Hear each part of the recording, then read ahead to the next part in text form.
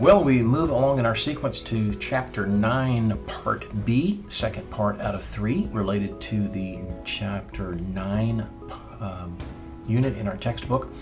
And this is the first of 2 pieces related to ways that we go about assessing candidates at different stages in their candidacy. As I think about the big picture of things, this is like the 15th or so video that I've recorded over the last few days. And it's put us in a position where there's not but maybe 8 or 9 or so left. So the end is really kind of in sight for me. I hope that it hasn't been as much drudgery for you to listen to and watch these things as it has seemed to be at times to me to record these things. Let me assure you that it's not real easy to sit in your office and record video after video after video after video, 30 minutes at a time, for hours on end, day to day.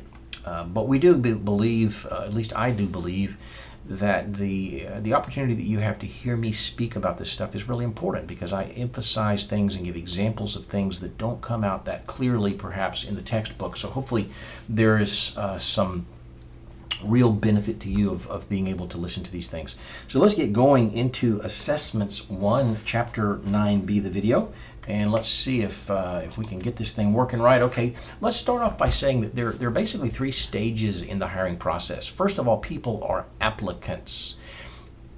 Not everybody who's an applicant moves forward, but some applicants then become candidates. And we do certain things in the applicant stage to determine whether they're going to become candidates or not.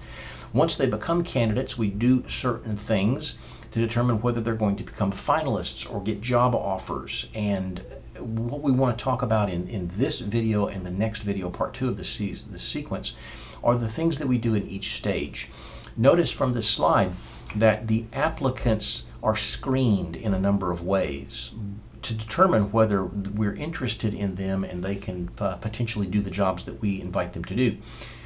Once they become candidates, we don't spend as much time screening them as we do evaluating their skills. So there's a number of things that we do to make sure that what we thought in the applicant stage looks to be true in the candidate stage.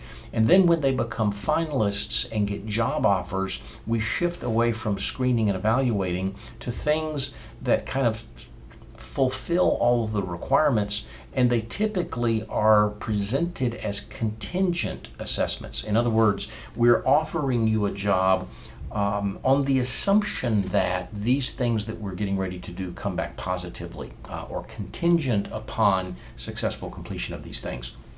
So with those in mind, you'll probably want to remember going forward, at least for test purposes and in general terms, this is another one of those things I'm going to put an asterisk on, because when you get out in the real workforce, they may not use terms like this is an applicant, this is a candidate, this is a finalist.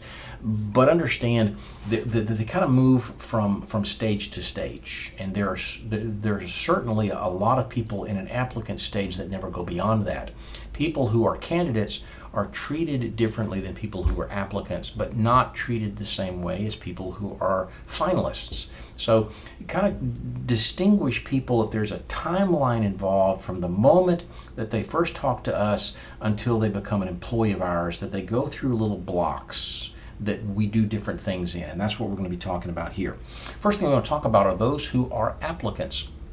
And they are people who are being screened for one way or another. One of the things that we do to screen them is to look at their resume, and we look at their cover letter.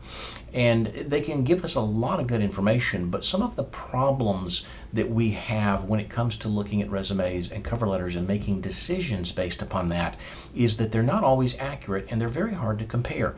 In other words, when you create your resume, maybe you will, and I'd say maybe probably you did, go out to Word and find a template. You can click on something that is a template for a resume that gives all the formatting, and you just type in the blocks. And I don't particularly like that because there's no originality to it, and typically those templates waste a lot of space, so that your resume ends up going to 2 pages or 3 pages when it could have been done in 1 if it was done without the template. But at least the value of that template is that everybody who uses that template has their resume in the same basic formatted structure. And so you can put them side by side and you can see this one's education and this one's education and this one's education, because it's the top part of everybody's resume based on the way that that template was built. But if you don't happen to use that template, yours is different. So you might get one resume that's got the name and address at the top, and then it's got their education, and then it's got their experience. And another one might have their experience first and their education second. And even within the education, it might have the most recent degree going back in time, or another one might have starting way back there and building to the present.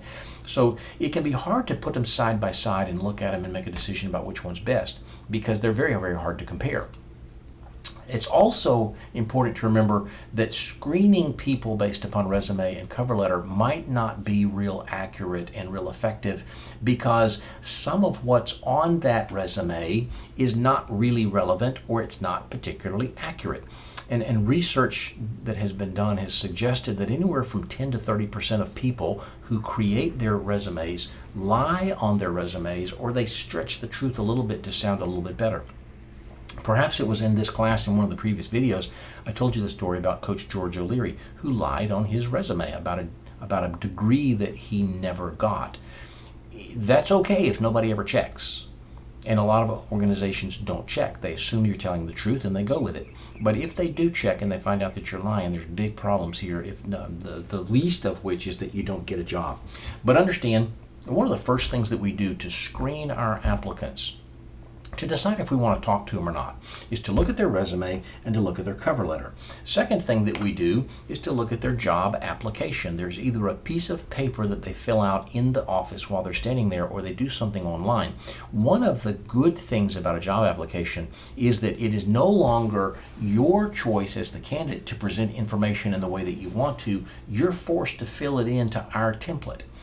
We have the same application for everybody, and it's laid out the same way on a piece of paper for everybody. So it's very, very structured. It's very, very standardized. And I can easily, where I couldn't take 3 resumes and put them side by side, I can take 3 applications and put them side by side, because it's got the name, the same spot every place. It's got the education, the same spot in every place. And because of that, we have control over the information that you give us, and how you give it to us, and where you give it to us. So resumes and cover letters and job applications are both very, very commonly used ways that we screen our applications to see who we want to talk to. But a third thing that we can do is weighted application blanks. This is just a variation of a job application, where we've asked them for information in a way that looks pretty innocuous or pretty generic or pretty not very threatening. But it may be that we've built something into that application form that is a really critical piece of information. You just don't know it when you're filling it out. And what may happen is that we ask you for your degree. And it may just seem pretty, I've got a Bachelor of Arts in Science, or I've got a Bachelor of Science in such and such, or I've got a Bachelor of Business Administration and Management. But it may be that we have kind of targeted that field to where if you answer it correctly, you get bonus points, so to speak. And so we've weighted that particular blank on the application form more heavily than other blanks are weighted. So typically that would be expressed in the job description that would say something like bachelor's in marketing or related field is preferred. Well, we've weighted that field so that if you answer that one correctly, you get moved further up in the line than somebody who answered it differently. If you put Bachelor of Business Administration and Marketing, boom, we're looking for that. You've scored the points, you get moved into this stack. But you put a Bachelor of Science in Religion, a Bachelor of Arts in Religion, it's like, yeah, it's a bachelor's degree, so there's a point there, but it's not the one we're looking for, so it doesn't get as many points as the marketing degree did, so we'll put it in this category. And then you have somebody else that says, no, I don't have a bachelor's degree yet. It's like, ooh, no points, the third column. So we screen them based upon particular answers to particular questions, and we've done that because whether we've made it obvious on the form or whether we just are trained and we know in our head to kind of skim the rest of it, but to look at this particular blank and make a decision based upon this particular blank. There is a competency or a skill of some sort, your bachelor's degree, whether you've got experience in a leadership role, whether you've got experience in a management role, whatever the case may be, that we have, at least subconsciously as managers, as representatives of the organization, put higher value on some pieces of information than on other pieces of information. So we've weighted those blanks on the application, and then we have some point value associated with those blanks, and we kind of calculate all those different point values, and the more points you get, the more you move to the top of the stack. And that's one way that we screen. An example of that might be that one of the things we're looking at is your previous occupation. And if it is something that is social or extroverted or people-oriented in nature, you get an extra point. And if it's something that's not, if we're looking for a job that requires a lot of interpersonal contact, a sales type position, and your last job was something that you just were in your office all the time, you've lost a point because it's not a social type of occupation. But if it was something that was outgoing, you got an extra point. In your education, if you didn't make it to high school, there's no points. In this particular example, if you did part of your high school, you get a point. If you finished your high school, you got 2 points. If you did a little bit of college, you got 3 points. And if you got more than a little bit of college, maybe even a degree, you've built up a lot of points. So that particular field on the application form, the level of education, causes people to really rise to the top above other people that don't have those same accomplishments. In this sales associate position, do you have previous sales experience? Yes, you've got extra points. No, we're going to have to train you a lot more, so you don't get those points. Do you want a full-time or part-time position? Other kinds of things. This is just one example that's very hypothetical, but gives you the understanding or a little bit better context within which to place that idea of weighted application blanks. If you were the person filling out this application, you've got no way of knowing. There's no indication, there's no reason to assume that what you put for education makes a difference. And yet I, as the one who designed this or who uses this application, know to look right away to education. And I can almost ignore everything above it, and I can go to education, and based upon what you put, I know whether we want to bring you in or not. So they're weighted application blanks.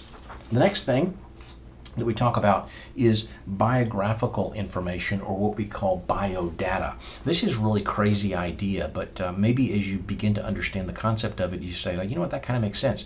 This is a situation where we ask some sort of question that may seem completely unrelated and random, and yet we have a good reason to believe that the answer that you give us to that question will help us to predict whether you'll be successful or not.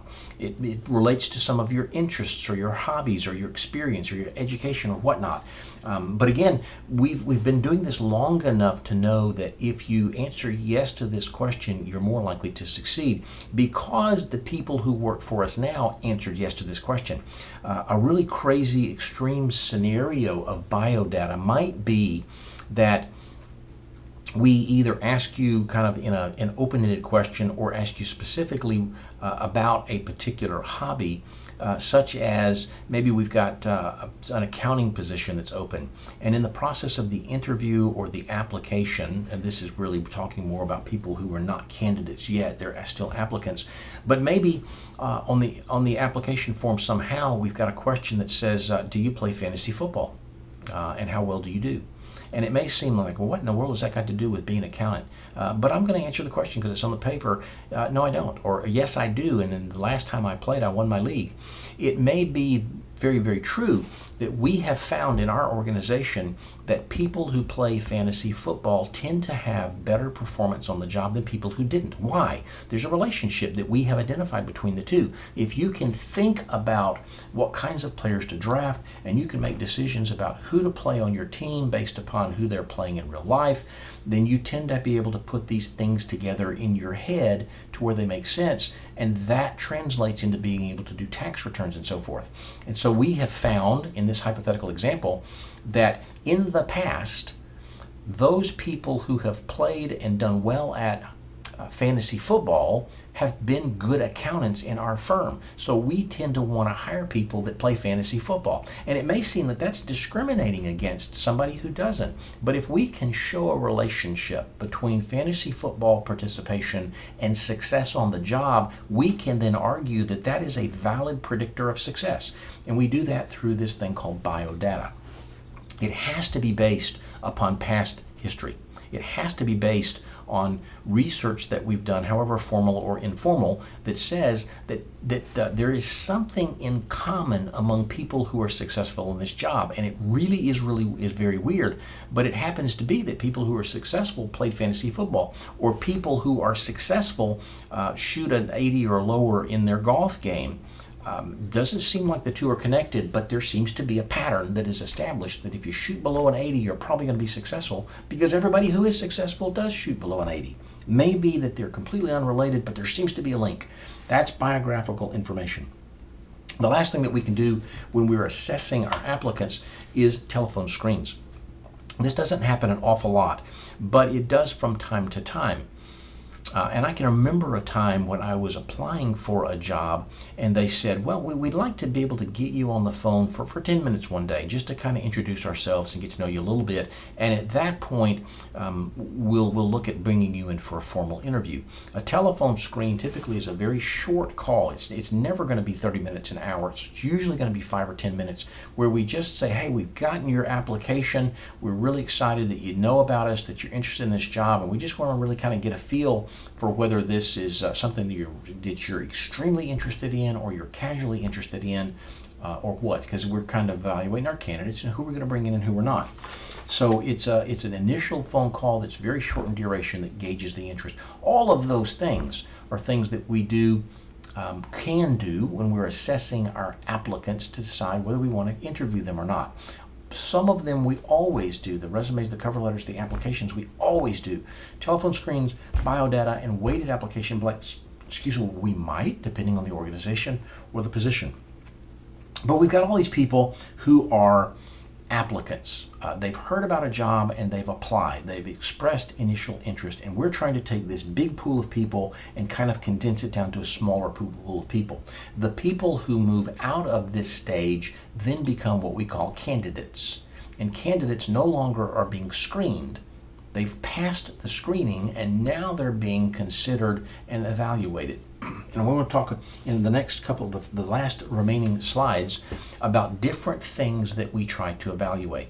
One of the things we try to evaluate is their cognitive ability. Cognitive carries with it the idea of thinking or brain. So we want to be able to assess how well do you think, how smart perhaps are you, how able are you to project what the outcome will be based upon a particular circumstance, or what the consequence will be if something happens, or what the benefit will be. And it's the not as logical, intangible kinds of things. So under cognitive ability, we would assess their mental capabilities. We might assess their verbal skills. How well do you talk? How well do you do math? How well do you think logically and reasoning and those kinds of things.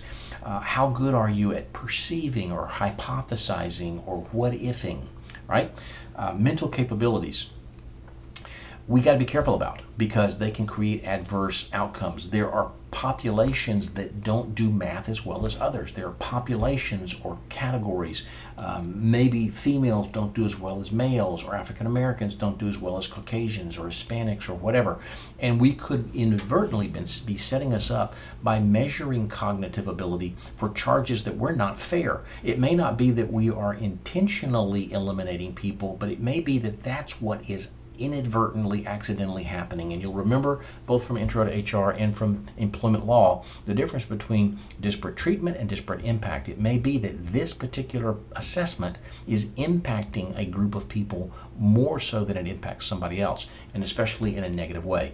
So we've got to make sure, just like with that biodata, that the things that we're assessing for in terms of their verbal, their math, their reasoning, their perception, especially if this is an IQ test kind of thing, is success on this particular assessment related to success on the job?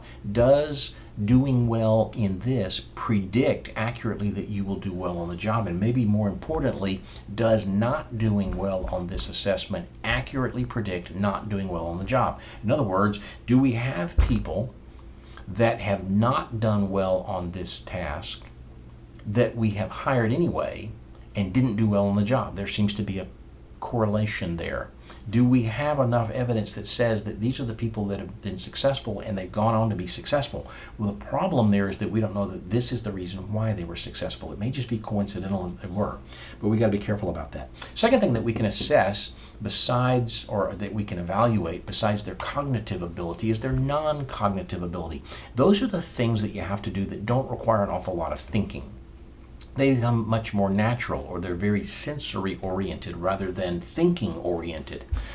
We would expect that to improve your cognitive ability, you got to have more experiences, you got to have more education and so forth. The longer you stay in school, the smarter you are.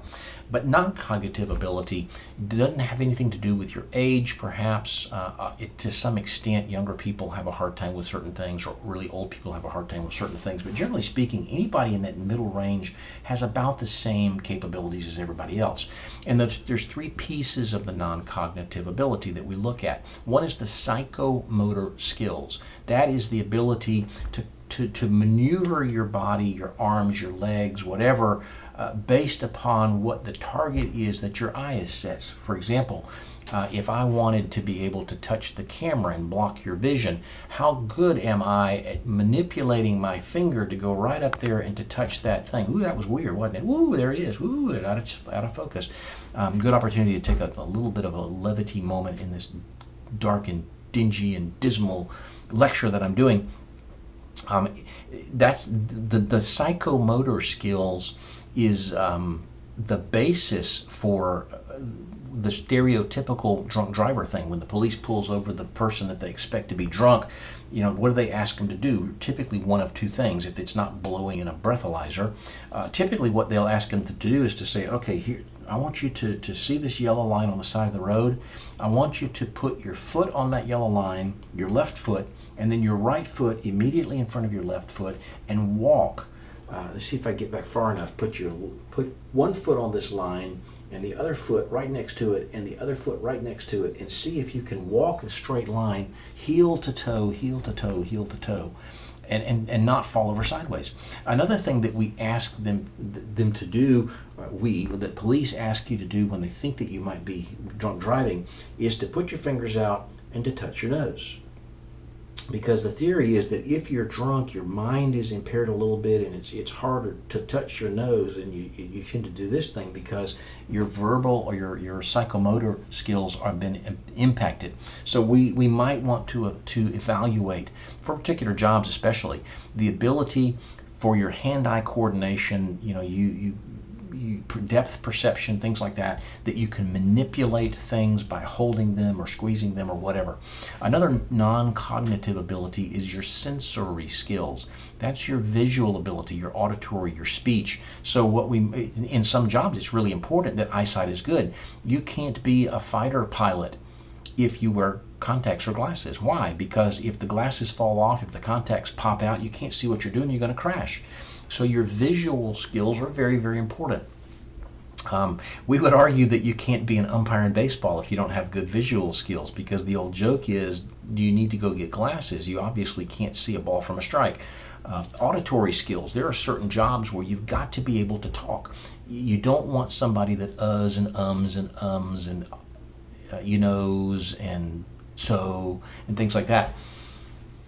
I'm reminded of a situation recently where one of my daughters was speaking in a public setting, telling a story, and she said so a lot. So I did this, and this is what was happening, so I did this, and so this was what was happening, and so this is what I did. And at one point in the presentation, she stopped and she said, out loud, I guess she's thinking to herself, but she's actually speaking out loud, and the audience is hearing her think through this process. She says, you know what, I say so a lot. I got to quit saying so. And everybody kind of laughed. And so she got back to her story again, and she said, there I go again. I said so. And she rephrased the sentence so that she didn't use the word so. And then very, very unconsciously, as she moved transition to the next idea in her presentation, she said so, and she stopped and she said, I keep saying so, I've got to stop saying so. And she thought, and she couldn't think of a way to do it, and she said so, and she kind of laughed. But I'll tell you that story because there are things that we do when we're speaking, if we're not really, really good professional, experienced speakers, that are very distracting to the people who are listening. We say a lot, or we say a lot, or it was like, he was like, she was like, and sometimes I tease my kids and they start saying things like, she was like this, and it's like, well, you meant to say she said this, or she did this, but we kind of go, she was like, and so then I was like, and I'll laugh at them and I'll say, and she was like, and I was like, and they were like, and he was like, and they're like, Dad. But it's important that you speak well. And one way that we evaluate our candidates, depending on the job, is how well they speak, what their auditory skills are, especially if they're going to be talking to the public. You've got to be able to speak well and to be considered as knowledgeable. You think about somebody like Sarah Sanders, who's the White House press secretary. If she doesn't speak very well, she doesn't have a lot of credibility with the audience, so that may be important. Speech itself, if not only do we deliver the material well, but can we actually talk well, or do we lisp or slur our speech or whatnot? The last part of the non-cognitive category of evaluation is our physical skills. And again, some jobs, I hope you're getting the impression here that some jobs require these things and some jobs don't. So we don't want to test things that aren't required, but we do want to test things that are required. Some jobs require you to have a certain amount of strength, like you've got to be able to lift packages or you've got to be able to carry things.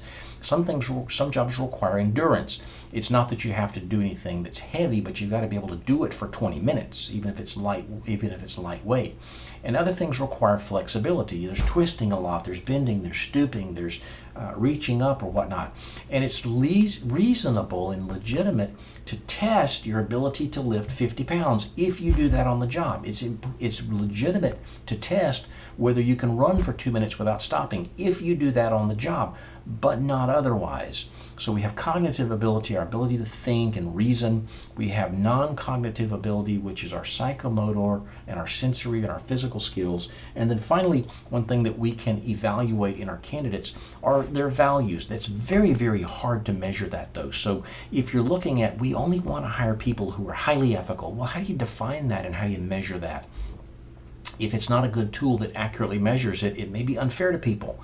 So we've got to also ask the question, not only can we measure it well and accurately, but does it really matter? Is it possible that your values are different from the corporate values and yet you can still be a good employee? And I think of the situation from a class recently, my current issues class. We were talking about the role of HR in the LGBTQ thing, and it's like you as someone who's transitioning from male to female expect certain things. And one of the students in the class said, well, I have very, very deeply held religious beliefs, but I think it's important that whether I believe that in my personal life or not, that when I get into the work environment, that I put that aside and I focus on you. And I might really have problems with you in the real world if we were to meet on the street, but once I'm in the office, I've got to treat you like I treat everybody else.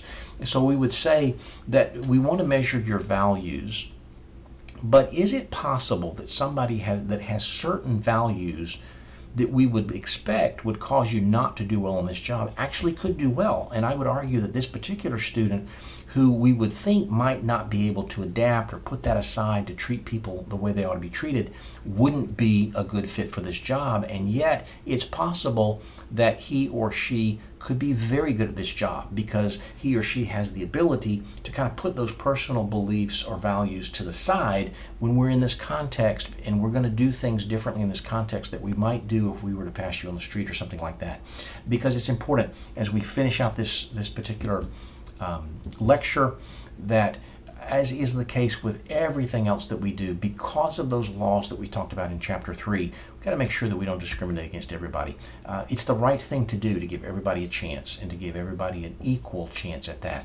So we do assess our applicants, we do evaluate our candidates. Hopefully it all ties to success on the job and it gives everybody the same fair chance.